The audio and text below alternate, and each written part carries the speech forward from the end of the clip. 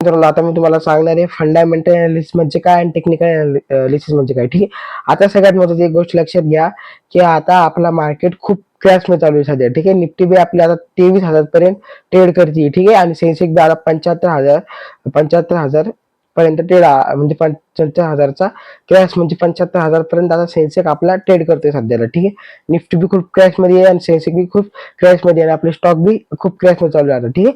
आता technical analysis आणि fundamental अनालिसिसचा difference सांगतो तुम्हाला मी. ठीक आहे. आता फंडामेंटल अनालिसिस बेसिकली तुम्ही कशासाठी करता? फंडामेंटल अनालिसिस म्हणजे तुम्ही स्टॉक बघता. ठीक आहे. आता मी XYZ कोणता स्टॉक बघतो तर मी काय करणार, बेसिकली फंडामेंटल अनालिसिस करणार. ठीक आहे. त्या कंपनीचं बघा ऍसिड म्हणजे त्या कंपनीचे ऍसिड किती आहे, त्या कंपनीचं नेट प्रॉफिट किती आहे, असं बघणार मी ते. ठीक आहे. आणि टेक्निकल अनालिसिस म्हणजे टेक्निकल म्हणजे काय येतं, आपले इंडिकेटर येतात. ठीक आहे.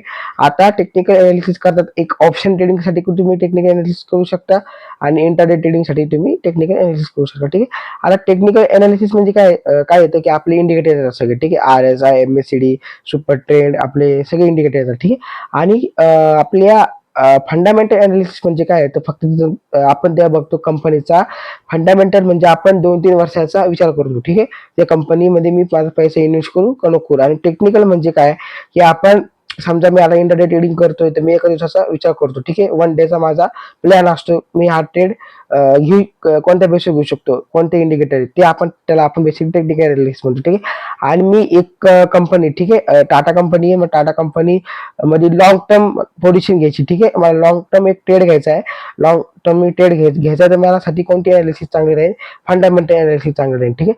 फंडामेंटल अनालिसिस म्हणजे मी बघा त्या कंपनीचं नेट प्रॉफिट किती आहे, ऍसिड किती आहे आणि त्या कंपनीचं प्रोडक्ट काय, ती कंपनी टाटा कंपनी काय काय बनवते. ठीक आहे. आणि मग ते बघून मी त्या टाटा कंपनीमध्ये माझा पैसा इन्व्हेस्ट करू शकतो लॉंग टर्मसाठी. आणि शॉर्ट टर्मसाठी तुम्हाला बेस्ट ऑप्शन तो राहील टेक्निकल अनालिसिस. ठीक आहे. जर तुम्ही लॉंग टर्मचा विचार केला तर तुम्हाला फंडामेंटल अनालिसिस चांगलं राहील. जर तुम्ही शॉर्ट टर्मचा विचार केला तुमच्यासाठी टेक्निकल अनालिसिस चांगलं राहील. ठीक आहे. जर तुम्हाला ट्रेडिंगचा बेसिक ट्रेडिंग कोर्स घ्यायचा असेल या चॅनलला सबस्क्राईब करा. ठीक आहे ना.